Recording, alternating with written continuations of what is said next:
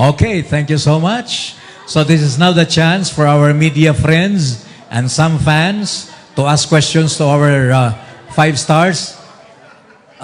Hindi lang tayo makafocus sa dalawang stars, but five of them, please. If you have questions now, and we are ready. By the way, we are live also over When I Met You in Tokyo Facebook page. Okay. So, the first question will come from Flor Kirobin of Sunstar. There's a microphone over here, Flor, please. Feel free. And because of time limitation, each will only be allowed to ask one question and one follow-up question. Go ahead. Good afternoon. Sir. Good afternoon. Flor Kerubin, the editor for entertainment page of Super Balita Cebu. My question goes to Sir Boyet and Ma'am or Governor Vilma. My question is, how do you feel your approach to acting has evolved since your last collaboration?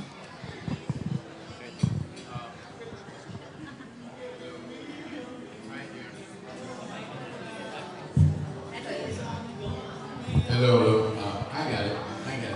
Thank you very much for that question. We've done a lot of movies together. This is our 25th movie together, and we've done a lot of movies with great directors. So, nahasa kami, no? Nahasa kami na maigi because of all these great directors handling us, no? But this one is entirely different from different attack in entertainment, in acting, and before I answer this, I'd like to ayaw ko sa inyo na tanan. Thank you for coming. Mayang gabi.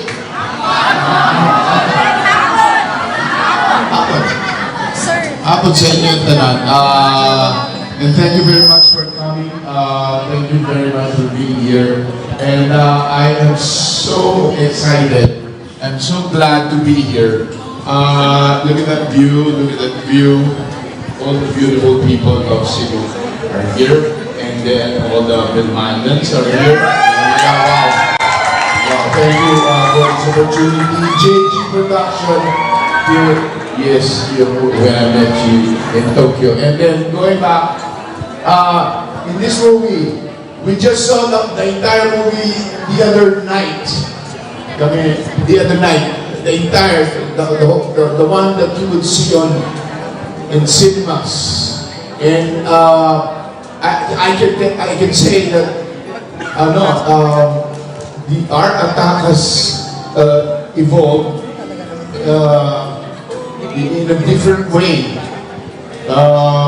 Yung attack namin is more of how I call it organic. It's just natural. It's not too much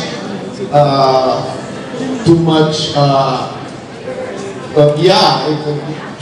precise. No, it's just like real life. This movie is about real life, actually. This movie is about life itself. It's art imitating life, or life imitating art. So it was so, nung pinanood namin, sabi ko, it's so natural, everything's so natural. Nobody's trying to make people cry, but everyone was crying inside the cinema the other night, and nobody wanted, nobody intended. We wrote the material, not really making the movie a dramatic film. No, we just did it because we love the story. We love the characters. And lumabas gano'n, no? Everybody was in tears, and because they were happy, tears of joy, tears of emotions, and all that. So, this one's entirely different, really. And thank God for that. Thank you. Ate V, please.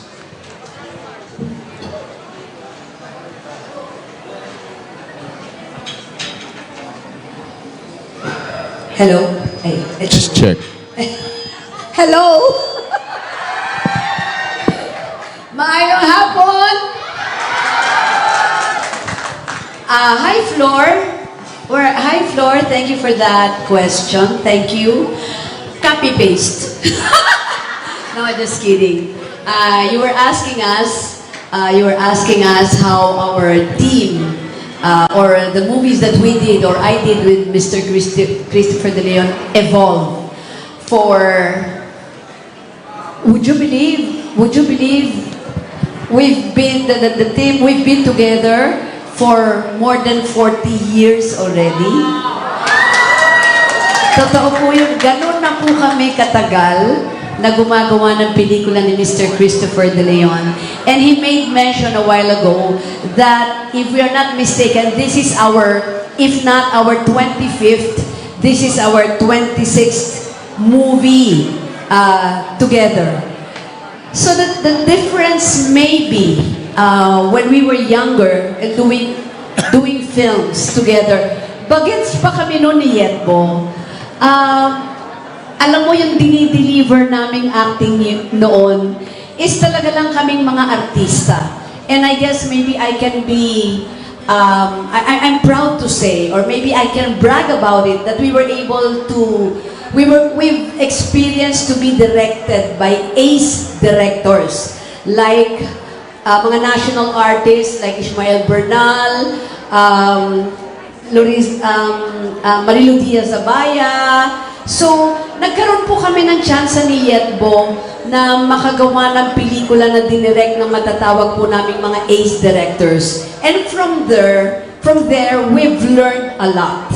Sa kanila po kami natuto. So, every time we do a movie ni Yetbo, artista po kami. Kung ano yung gusto ng director, yun ang gagawin naming dalawa. And thank God, sabi nila, meron daw kaming magic sa chemistry na hindi naman namin sinasadya, but maybe it's really there. It's really there. Maybe because I know Boyet, kilala ko na siya, kilala niya ako. Now, nag-evolve po kami, if I can share this with you, in this particular movie When I Met You in Tokyo, dito magiging obvious na talagang nag-evolve na yung love team namin ni Yetbo and the kind of movies that we do. Because in this movie, When I Met You in Tokyo, alam niyo po ba, if I may share with you, na ang attack po namin ni Boyet dito ay mas mature.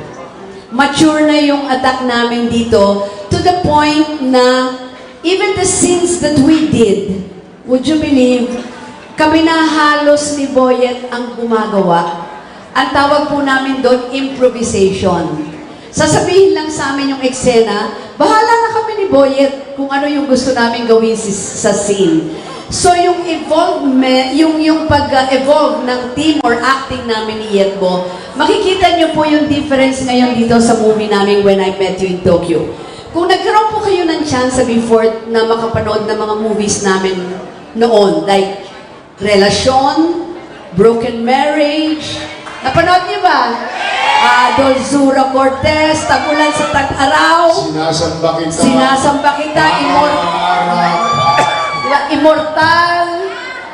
Kung napansin niyo po noon, medyo hyper kami. Tama, laging may third party, lagi kaming may sampalan, lagi kaming may sigawan, nag-aaway. But in this movie, pag pinanood niyo po ito, mararamdaman niyo lamang po yung roles na yung character na ginampanan namin ni Azon at ni Joey, kung paano lang sila ma-in love.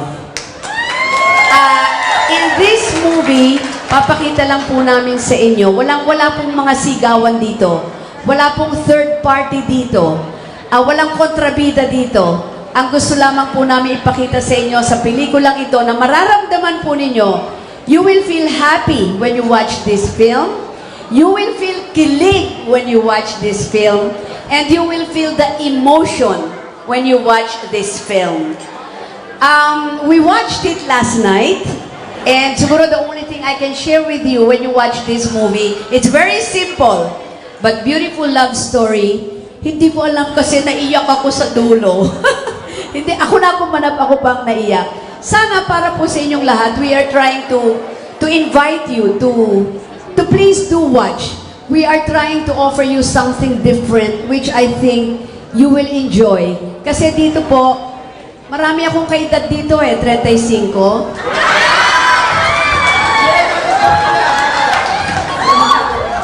Love has no boundaries.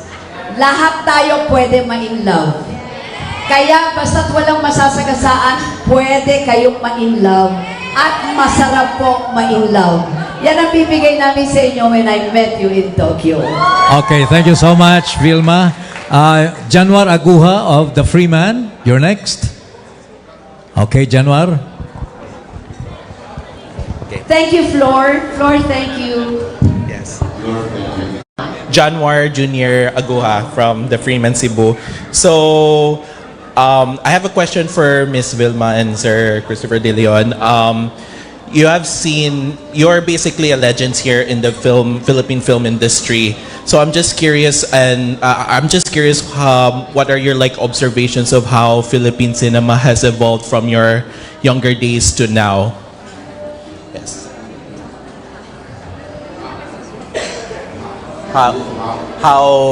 Do you have any observations of how Philippine cinema has evolved from your younger days to present? Yes. Yeah, the approach in our craft is still the same. There are several techniques on how to approach it. No? It's just that, but the thing about it is more, we used to use film before. It's harder. Now we use digital cameras and equipment and the lights are, we used to before, I would remember before, may mga art lights and anima na lights and anima and gari. Pag medyo mainit yung area mo, talagang you will perspire like hell. Now, our lights are just like papers, like okay, and then fillers here and there, and then they can pick up the ordinary lights around, so it's easier for the actors to really it's easier to act that way because hindi mo nararamdaman that you're being lit up, and at the same time we have more cameras now. We used to only have one camera, and then you do the same scene, the same portion of a scene again, no? Or pag gumamit ka ng dalawang camera, you use 2 films, and that's expensive. It is expensive. Now we have 3 cams. It's easier with 3 cams every day, every shooting day, and it's easier. It's not like hindi ka masyadong kakabahan. It's hindi nerve-wracking dahil before, nakakatawa before, yung umang-acting ka tapos film ang gamit, yung mga producers nandun sa likod, nagdadasal because, it's expensive. All that film is expensive and you have to process it and all that. But it's a lot different now. I hope I answered your question. Yes, you did. Yes. So, Januar. Yes. Am I saying it right? Yes, yes. You know, Januar, yet, I'm sorry if I may be informal because I call him Yetbo. I'm more comfortable calling him Yetbo. Okay. What Yetbo is trying to say, the difference now, it's more of technology. Iba na ang approach ng technology kasi ngayon. Unlike before, since we've been in the business for so long, like in my case, 6 na dekada na ako, 60 years in the business. Pero I just want to make things clear, I started as a young star, okay? 9 years old. Para malinaw. Anyway, those were the days in the industry na inabot namin ni Mr. Christopher De Leon, yung kumbaga sa gawa natin, manual pa lahat. But ngayon, it's so easy because of technology. And also, if I may go sa mga tao na, okay, I'll give you an example. Fans. Since we will, those days, if we will talk about 70s, 80s, till early 90s, limited lang ang mga artista. You get me? So, yung mga artista to na limitado lang, nabibigyan sila ng focus. Unlike ngayon, I'm sorry to say, parang in a month time, may bago na naman lalabas. Kaya noon, if you notice, ang laki ng pag-asa ng longevity ng mga artista before compared now. Am I right? Yes. Because mas may focus noon, even if we will talk about fans, iba yung fanatics before compared to fans now. So, all these things naramdaman namin ni Mr. Christopher De Leon, if we will talk about the industry before and now. Ang maganda lang before, gustong-gusto namin kasi ang mga Pilipino nahilig talaga sa sine. Tama ba ako? To the point na a part of their family bonding is watching a movie in the theater. They go out on a weekend, have lunch or dinner with their children or family member, and then after that, they go watch a movie. And then after watching the movie, they go out and talk about it. Pero don't you notice na wala lahat yan ngayon? Because of technology. Ang dami ng plataforma ngayon. In social media, Netflix, magbayad ka lang magkano, mapapanood mo na sa TV, nasa bahay pa kayo. But siguro one thing I want to share with you, it's still different when you watch it in the theater. Ang gusto lamang naming mabalik ni Mr. Christopher De Leon, in this particular coming Metro Manila Film Festival, sana the ABS-CBN crowd bumalik uli sa theater at maibalik natin yung tinatawag na family bonding. Because whether we like it or not, iba pa rin, kahit sabihin mo ang mahal ng bigas ngayon, we're suffering pag pinag-usapan ng ekonomiya, pero ang isang sagot dyan is still entertainment. To entertain you even for 2 hours and a half. And at the same time, with your family. Yung values na yun ang nawawala, lalo na nag-pandemic.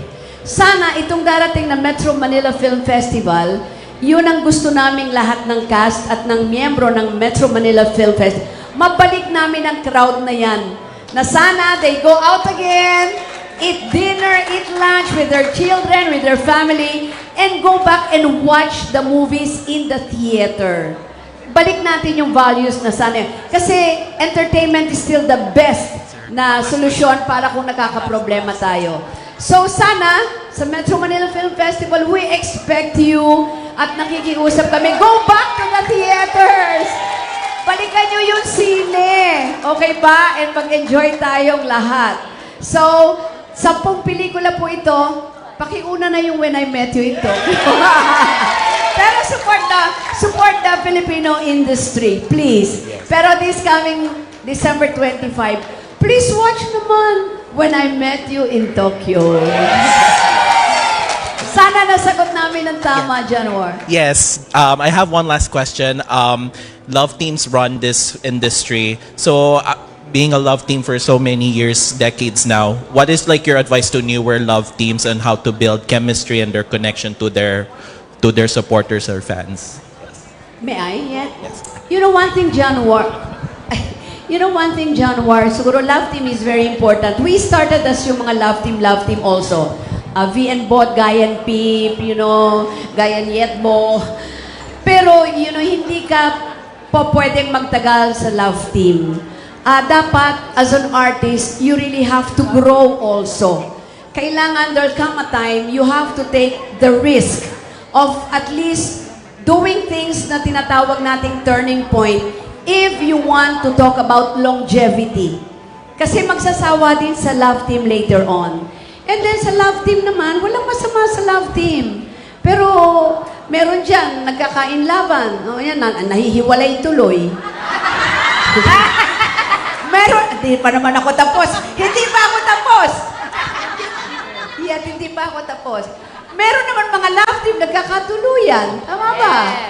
So it's just siguro, when you're in this business, if you fall in love with your ka-love team, you be careful.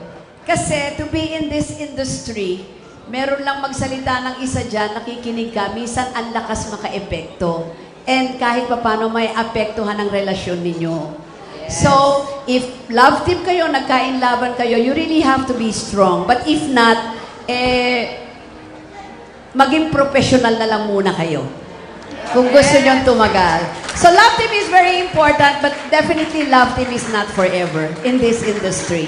You really have to grow and continue to hone your career if you want to stay longer in this business. Okay, thank you so much, Vilma.